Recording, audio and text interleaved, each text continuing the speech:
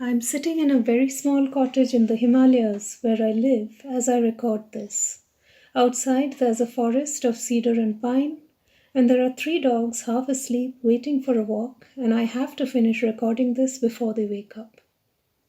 I've been writing fiction for as long as I could form sentences, and if I try to understand why that is, maybe it has something to do with the fact that there were 2 well-known writers in my family when I was growing up, both women. I encountered my mother's aunt at times, the Bengali writer Jyotirmoyi Devi. When we visited, I always found her sitting on a 4-poster bed with a writing pad on her knee.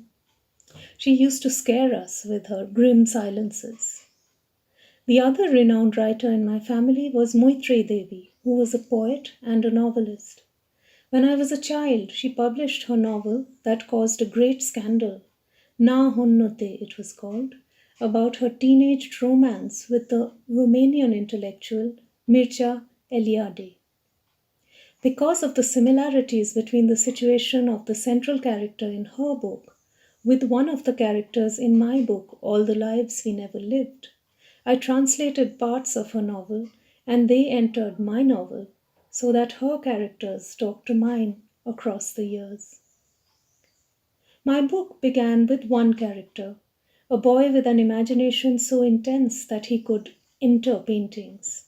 This boy had been with me for several years in a shadowy kind of way, but nothing felt very clear. The process of writing was to discover his stories. What paintings? Why did he want to enter them? I was also looking at that time for some way of articulating my deep unease at the warped nationalism that was taking over my country. At this time, the leap of intuition that a great deal of writing depends upon occurred. I was standing in a museum in Bali before the paintings of the German-born Walter Spies, and I discovered he had died in 1942 on the 19th of January. That was the very day my beloved old dog had died, only a few months before. This, apart from the paintings themselves, somehow made me feel we had a connection. And it was at this point that Spies and his paintings entered my novel. In my book, Spies visits India.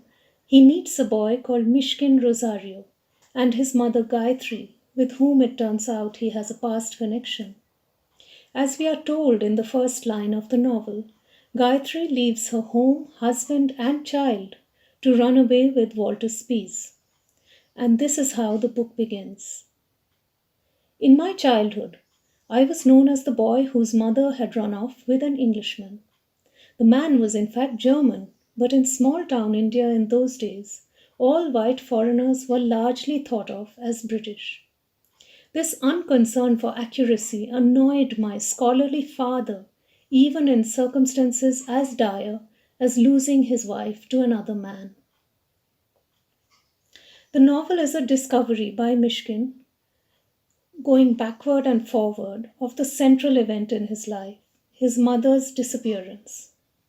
Mishkin, now a much older man, a horticulturalist in a small town, tries to understand how the huge forces of history impacted all of them. In this sense, the novel is centrally occupied with the waste and destruction of war, as well as the place of individual freedom in times of political upheaval.